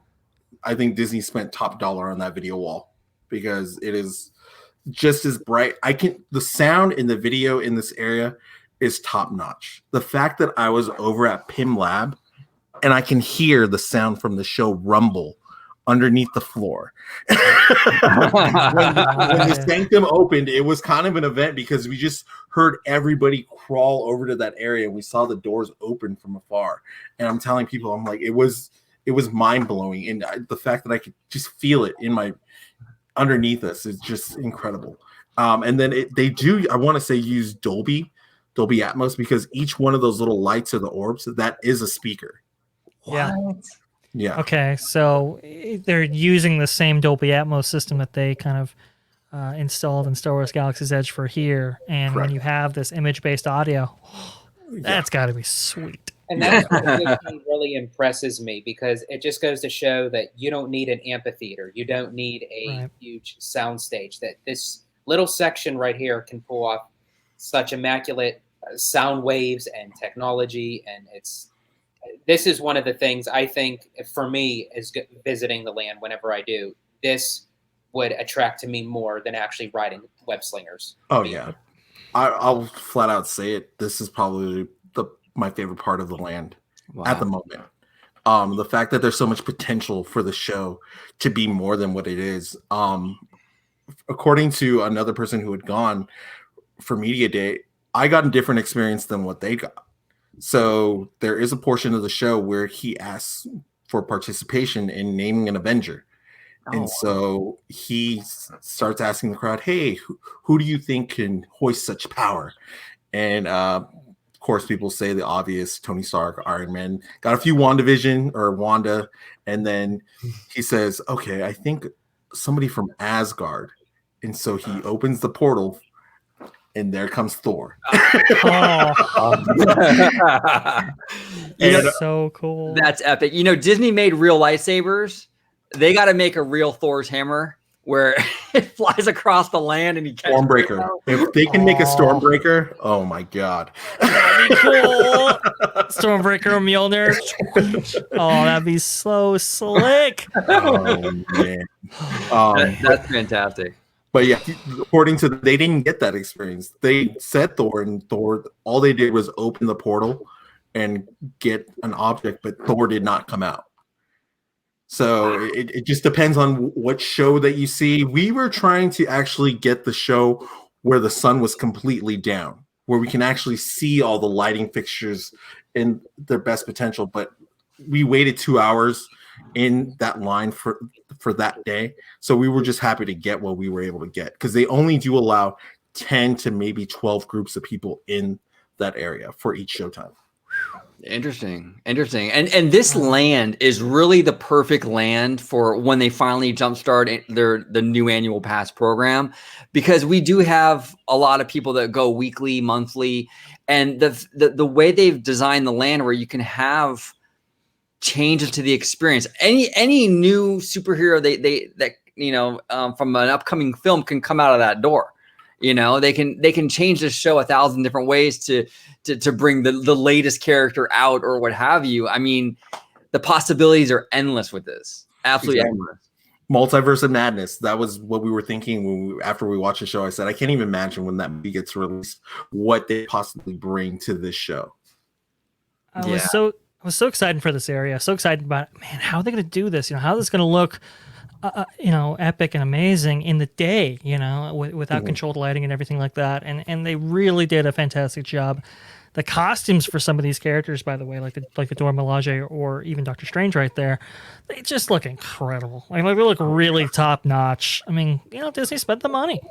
Oh yeah. Definitely film ready or film used, it felt like, when I was seeing Captain America and even the new Captain America. I can't believe how we only got that costume, a few months ago. Obviously, Disney's been holding on to it, but the fact that they were able to bring that costume to life in such a short time, good job on them. Fantastic. Yeah, and they recently brought out the new Loki, right, where he's in the prison outfit with the neck collar. Yeah, we didn't get to see that because I think they brought that out Friday, or Thursday, so we didn't get to see that. So it's funny how these shows and these movies are going to start adapting to the land, and we're going to see these different variations of their costumes. Very cool. And what a stark difference from this approach where Loki just came out like a few days ago and they already got the walk around, and then there's been 2 full seasons of Mandalorian and no Grogu in the land. It's just weird that the differences in the approach. I mean, night and day. Yes, that was the one thing that we were talking about, just entertainment wise. Just why can't they have a lightsaber show? They have a whole area where they can have Chewie, Rey, Kylo, stormtroopers, and there's just nothing. And it does. It really goes to show you of like compared to Kevin Feige to. I'm not even going to mention any other names. We know who you're talking about. It breaks my heart because that Star Wars Galaxy's Edge was built for this. It was built to have shows. And the extent of what we got was really on Media Day, and we never saw those shows again. The general public didn't see them either. But I mean, you saw they released footage of them practicing for the stunt shows of like a Rey figure, battling with stormtroopers. The concept art showed lightsaber fights. Like that's what it was supposed to have. That's the feeling it was supposed to invoke, and to have none of that. I mean, some people have said about Galaxy's Edge, it feels like a dead land. And in comparison to this, I would say that they're absolutely correct in that assessment. Mind you, this was all pre-COVID. So all this was before social distancing and whatnot. Yeah. Wow. Yeah. Absolutely. And the fact that they have not been able to integrate like characters from Mandalorian, just having a Mando and Grogu just kind of coming out, scoping out the place and maybe having an Ahsoka or whatever. I mean, we got Vi Marati. Like, come on. I mean, it's in the canon of Star Wars character. I mean, it's like, really? Like, that's who we have? You have to have read the books or the comics in order to understand that character completely. But it's good on that Avengers Campus isn't stuck to the timeline. The fact that I can see new Captain America and old Captain America standing side by side, just let it be. Imagine having this conversation with a 2 or 3 year old who might be a Star Wars fan, and you go to Star Wars Land, and you have to explain to them why they aren't seeing Darth Vader or Anakin Skywalker or Luke Skywalker or Han Solo or anybody that just imagine having that conversation. How do you explain that? Yeah, and especially like at Hollywood Studios when they would have like their Star Wars weekends. Oh, I know. They would have all the characters come out at once, no matter what part of the series they were in. And I'm thinking, when Galaxy's Edge is coming out, this is going to be one big land to have there constantly, every single day. And you walk in, and it's a ghost town. It's like, it's so disappointing. But you know what, though? I appreciated what they did with the Star Wars celebration at Hollywood Studios, but the twerking Boba Fett and stuff was a bridge too far for me. Yeah, right. I don't want any of that. Star Wars hoopla was a little bit too far. Darth Vader moonwalking and all that is like... That was a little too far, no question. But, you got to have just a little bit more fun with it. People just want to have a little bit more fun with it. And, George is right. Like when you would have Star Wars weekends and you'd have all those characters come out, I mean, there's no other feeling like it. And you felt that Star Wars Galaxy's Edge maybe can't produce that many characters every single day, but can have a range of characters that you can interact with and some of these smaller shows and stuff like that. And man, some of these characters, they make big entrances, nothing happens. And it's like, man, it's so disappointing. Yeah. Yeah. Yeah, exactly. So let's pivot now to our last and final segment, the future of Avengers Campus. I'm going to start with you, Rudio. What do you see coming to this land? Where do we go from here? Like I said, I approached it as if this was phase 1 of the Disney Park cinematic Avengers universe. I can see them potentially, as George was saying, getting that e-ticket ready, getting that e-ticket starting, get rolling on that. That way we know that that's coming, just like how we knew Rise of the Resistance was coming. D23 is coming up next summer. I would not be surprised if we hear an expansion towards Hollywoodland. Cool. Just basically, you kind of want to get the villains more involved. And I think if you get the villains more involved in an area that's not the campus, and you say, this is a city area, and this is where Taskmaster, this is where Red Skull, This is where the Skrulls might be hanging out. You can bring in so many other characters from the universe and not exactly have to incorporate it with the campus. And I was even explaining possibly if we were to get maybe Halloween coming to California Adventure. It's just I'm throwing this out as a concept. Throwing out all the lighting to being purple, because purple signifies a lot of the villains in the Marvel Universe. Sure. Thanos, Dormammu, and even Agatha. And you have maybe the Agatha theme song playing along the speakers during Halloween time, and you have some meet and greets. That would be awesome to say the villains hacked Avengers Campus. Yeah. Little ideas like that. That's awesome. Yeah. Just to branch off of, just bring more live, just to bring it more in. That would be my approach to Avengers Campus in phase 2. And it's funny that you say that too, because with the upcoming Guardians of the Galaxy holiday special, they can incorporate something of that for Christmas. Correct. With the Guardians of the Galaxy kind of taking over the holidays and everything. Life Day. And that was the one thing that we were talking about. Galaxy's Edge. Galaxy's Edge refuses to acknowledge these holidays. We'll have Life Day and whatnot, but there's no holiday spectacular that comes out of that land as you see in the rest of Disneyland or California Adventure. Bring a little bit more of the holiday flavor to Avengers Campus and see what we can do there. Absolutely. Yeah, I definitely see them encroaching into Hollywood land. I was talking to you about the other day, Dre, where like, the animation building is massive. It butts up against Avengers Campus. You could fit something in there, some kind of Marvel attraction in there and have the entrance on the Avengers Campus side. You can have the Hollywood Boulevard entrance just to be a facade. It doesn't have to be even an entrance to anything. But I definitely see them maybe utilizing that building.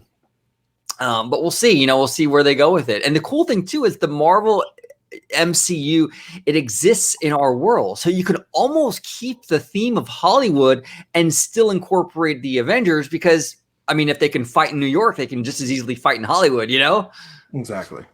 Yeah. And that was sort of like the conversation that I had with Vash when we did our collabo with the Hollywood Land and the Hyperion Theater. And it just now dawned on me when we were having that conversation of leaving the Hyperion Theater as is, but how to incorporate it if it was to extend Marvel. It kind of actually reminds me when Agatha took Wanda into that theater and she's just sitting at the seats and it's just showing like Wanda her whole journey of like the past, the present, and the future. I'm thinking like what a way to actually maybe briefly turn the Hyperion into something involving WandaVision. I think that would be really cool. So to go more on that, me and a few other people are talking about this on another live stream. What if we turn the Philharmonic Theater into something such as WandaVision, where we're getting those video walls on the side, getting you into different areas, different decades of television, and having those characters come into the theater. For the Hyperion, we were thinking possibly somewhat like the Bourne Spectacular that's at Universal Orlando, bringing in those elements because you have such a big stage, a bigger area that you do instead of Philharmonic in the Hyperion, bringing something like that, a live action stage show featuring the Avengers into the Hyperion. That'd be awesome. And you can go vertical and aerial with Hyperion as well. There's so much verticality that you can bring to that area. Avengers Campus, the iteration that we got, that wasn't their first thought. From what I understand, with Eastern Gateway, they would have encroached on a lot of that bus drop-off area, and that would have been integrated into the wider DCA expansion. And from what I understand, I've done the calculations of the area, and if you include a lot of that bus area, and PhilharMagic, and you can even leave an animation building out. But if you go around and if you include maybe Hyperion and the old restaurant facility that's just to the north of it, that's maybe 12 acres. And so if you consider we have Avengers Campus now, maybe an e-ticket with that, there's a lot of places this can go. This is only phase 1, like Rudio said earlier. This is only phase 1 of this whole thing, very much so. And I could just see this going in a billion different directions. It's really exciting. And we're lucky to have Kevin Feige on board, because I think he's going to kind of keep. I think he's going to kind of be like a firewall and kind of keep things in check. Like I don't think Chapek, if he wants to go in there and really just like, just do a hatchet job and slash the budgets, I don't think Feige's going to put up with that. I really don't. I mean, this is his baby. This is Marvel. I mean, there's going to be a level of expectation there that he's going to expect. And he it's Kevin Feige. I mean, you got to listen to the man. You know what I'm saying? What's cool about Feige is he sounds like a parks kind of fan. Yeah. So that's, I think he wants some theme park representation of his, fantastic universe that he's crafted in the films for so long. And there's a reason why he said, like, hey, this land ain't going to be complete here. We're going to build this out here, making it very clear to everybody. This is only the beginning, and it's incredibly exciting. Yeah. Do you guys think that Monsters Inc. is in its last days? I think so. Yeah. Like, we were actually talking about this because it's completely just out of place. It's at one part of the park, and then you have this whole other theme, Pixar Pier, and it's like it doesn't even go well with even the Hollywood theme for me. So I think it's on its last crutch. And the Hollywood land hasn't been a backlot for a long time, and that whole area back there with monsters and everything feels very backlotty to me. That whole area, the ride, all of it could go. I wouldn't really miss it. I mean, Monsters is a cute, fun little dark ride, but we've had it for a long time. I'd be okay if they got rid of it and put something more impressive in there. It's the weakest part of Disney California Adventure to me. That whole area. Yeah. What's funny is I will touch on merch just a little bit. The Webslinger store, not very good. There's very little representation of anything other than Spider-Man in that store, and they're really pushing you to buy those spider bots and the web attachments for the ride. If you're trying to buy any sort of merch, for instance, something like this, a shirt that actually shows Avengers on it, you actually have to go to the Stage 17 area, and that has just become a huge Marvel superstore, in which if you're trying to get merchandise, which Disney wants you to buy, you have to leave the land. And if you're stuck in the land, you can't get it. This was very surprising to me. Of all the things that got cut or changed or manipulated, this was it, because Bob Chapek, he's a consumer products guy. He's pushing that merch. He's pushing you to sell stuff. And you can see that integration with web slingers and so forth. But there was supposed to be a store in the Avengers HQ area. And it was supposed to double as the exit store for the e-ticket, but there was supposed to be a store there. And that just did not make it. I don't know. I know that was part of the construction umbilicus for the actual land, so maybe it was always something that was going to be kind of at the last end there. Maybe COVID had something to do with it. I don't know. But there was supposed to be a big merchandise store there, and it is not there. And Rudio is completely right. If you want to get something like what he's wearing right now, you can't get it in Avengers Campus, which is mind-blowing. Mind-blowing. Absolutely. That's incredible. That's malpractice. I mean, it really is. I mean, come on, guys. It's like, active audience, no merch. What's grateful that I left the land, and that day they were extending the hours to Stage 17 backstage lot. But if you can't get back there, they're closing those doors at 9:00 on Buena Vista Street and the any other merchandising areas. You have to gain access to that part of the land, which I hope maybe they make you go through a barricaded area to get back there. But it kind of stinks if you want to get really, really, really fine Marvel merchandise back there. Yeah. We talked about it at length, Orange Grove and I, during our last segment there. I just about like capitalize on the guests that you have, right? Maximize or saturate that guest spending. And there's so many instances where we both felt that wasn't happening. And when it comes to Avengers Campus, this was really something that was like, man, you're missing the boat here, guys. You have all of this great merch. You have a captive audience in Avengers Campus, and they can't, sell merch to them. But you have this amazing store in Stage 17 that nobody can get access to because they're stuck in Avengers Campus. It just makes no sense whatsoever. Big miss. Oh, Huge. Absolutely. It's huge. Yeah, I don't know. Yeah, it's wild. It's wild, and you're right, Dre. It's like it's coming from the products guy, Chapek. I mean, it's like this is like his forte. I mean, that should have been the best part of the land. I mean, it's crazy. It's you see a lot of the great stuff they were able to do with merch. And I will say this is one thing that Star Wars Galaxy Edge definitely has over Avengers Campus. You see that merch integration with the land. You see a lot of those great opportunities in like who's that guy's name? Store. Why can't I think of it? Doc Ondor. Doc Ondor's amazing store, amazing location, amazing. Yeah. It's just mind blowing that store and how great it actually is. A little small. But amazing stuff, and just have nothing like that on Avengers Campus. Big missed opportunity. Yeah, Galaxy's Edge blows my mind when it comes to the merchandise, and I love that like outdoor market because it reminds me of like a galactic adventure land almost. It's pretty cool. Yeah, it's pretty cool. They hit the nail on the head with that. That's one thing Galaxy has got so spot on was the stores and the merchandising was great. Mm-hmm. Yeah, the marketplace. Go ahead. I was going to say the only thing else that they're doing besides inside the land is they're creating more carts, but they're only selling you the web attachments and the spider bots. That's the only outreach that I've seen that they're doing within the standby line. That tells you they got warehouses full of this stuff and they got to move them as quickly as possible. That's what that is. Yeah, that's true. And you know what? I wouldn't be surprised if let's just say the spider bots don't meet the expectations in terms of merch sales, right? That Web Slingers attraction is highly programmable. I mean, it's a screen ride. You can pretty much have any antagonist in there.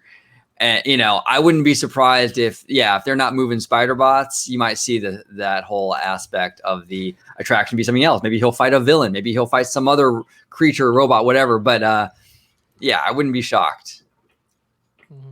Yeah. I mean, you saw them update Toy Story Midway Mania for the I believe it was Toy Story 4. Was that right? They updated it for that. Yep. Or Toy Story 3 or something like that. Anyway, they have updated these things in the past. Screen based ride potentially. You can have all kinds of stuff happen in there. We'll see. I'm greatly interested. Yeah. The only problem that I have with the web attachments or the slingers themselves is that say you are a parent and you're dropping this amount of money on the attachment, you're telling your kid you can only use this attachment once that trip. And that's about it. So hard sell. It's a hard sell to sell something to a parent saying you can only use this once per trip. And then the spider bots, they don't really do much. We were kind of going over, I have a niece or my friend's niece who has the droid and the spider bot, and they don't really compare apples to oranges. The droids are it's more fun for a kid to play with the droid than it is with the spider bot. The only reason you get another spider bot is you can actually battle. So you have your brother or sister or another friend battle with the spider bots. But if it's just you by yourself, the spider bots don't really do much. It makes me wonder how much Chapek was really involved with the upcoming finished product of Avengers Campus, of how you said he wasn't present. And as you all mentioned, that I think if he had a bigger touch on Avengers Campus, there would have been a lot more merch than what they produced, in my opinion. So, I mean, I think Chapek, for me, greenlit the attraction of, and the land itself, but I don't think he really had a lot to do as far as his involvement within the land. It's a good point, George. I mean, it's possible. Like, we fans kind of assume that Chapek is kind of like this guy that's going to impose things and do this whole thing, but he might not be that guy. He might just kind of be like, you know what? Yeah, you deal with it. I'm not a creative. I don't want to go there. I don't want to work on the land. I don't want to micromanage you guys. You just do it. It's possible that's the kind of manager he is, Yeah. I mean, I agree. Probably more of a guy, hey, that's what I pay you guys for. You guys think of it. I'll cut along the way. But, you have this e-ticket. I'm wondering if these web slinger attachments, the long-term plan for these things going forward is to have them not only interact with the Spider-Man Web Slingers attraction, but also the Avengers e-ticket attraction. Interesting. So we kind of Hopefully. know, yeah, because like they, from what I understand, they spit you out there and you're fighting alongside the Avengers, and to be able to use their powers and stuff like that, that would be really cool.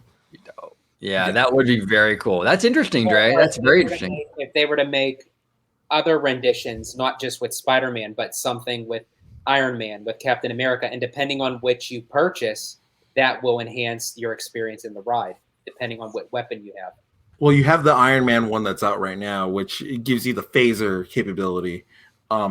Maybe possibly Captain America, where you have the shield and then you're kind of just flinging it around, something like that. That'd be pretty awesome. That'd be dope. Dude, That'd be dope. Oh my God, Rudio, that's a great idea, man. Could you imagine being on Web Slingers and you're like, and it comes back to you and you throw it down? Oh, that'd be perfect. so slick. No, if they want to integrate this in a larger way with both Web Slingers and the e-ticket, I got to get all of them. I know the form factor's horrible, but I got to get them. This sounds awesome. Okay, so I will tell you this. The web attachments themselves, they were meant for kids. Yeah. So there's little bands that go around your wrist. They're for very tiny wrists. So you have to go in there thinking that, oh, you know what? This is going to be a little stretch. We ended up breaking one of them because it just came off because That's so we're unfortunate. giants. I know. Yeah. That would be like a situation like where McDonald's has like the toys and the Happy Kids, meals. Like it's meant for kids, but majority of the times adults go just to get the whole collection. Oh, yeah. Yo. Yeah, I'm waiting for somebody to deconstruct it and put it in a glove form. That's what I'm waiting for. And then I can just bring that. And I don't have to lug this plastic piece around that. Looked like it was designed a couple of years ago. And from what I understand, that might be the case. Like That's just the me. old school Nintendo Power Gloves. Remember those? Oh, yeah. With, Yeah. Or the Infinity Gauntlet. Maybe you There you come go. up with the Infinity. Ooh. Yeah. That was the one thing that I did. I don't know if you guys saw that Infinity Gauntlet soda bottle holder. Yes. Yeah. Same thing of what Dre was saying. I didn't want to carry it all day around in my backpack. A lot of these little sipper cups and these popcorn buckets, I'm like, do I really want to walk around all day with this? You see, that's what you got to think about when it comes to this merch. I know. It's not just lightsabers anymore. It's these the spider bots and these gloves and stuff like that. Hey, how big is your backpack? That's what it is. Go over to the Pin Kitchen, see if they could shrink it for you. Little pin particle right there. Smart.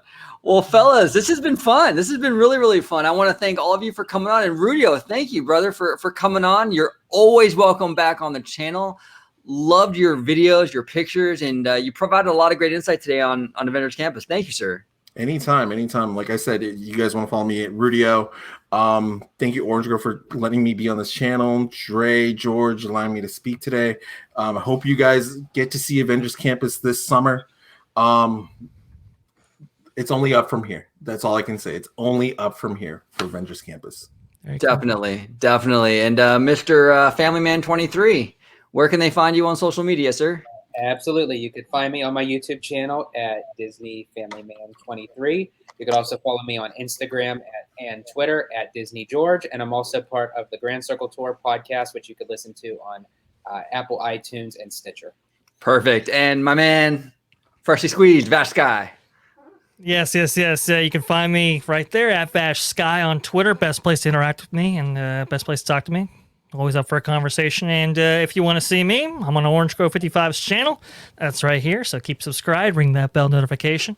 And Freshly Squeezed, your source for news and juicy info, squeezed fresh right from the Grove. That's where you can find me. Perfect. And thank you all for watching. Comment below with your thoughts on everything we talked about today.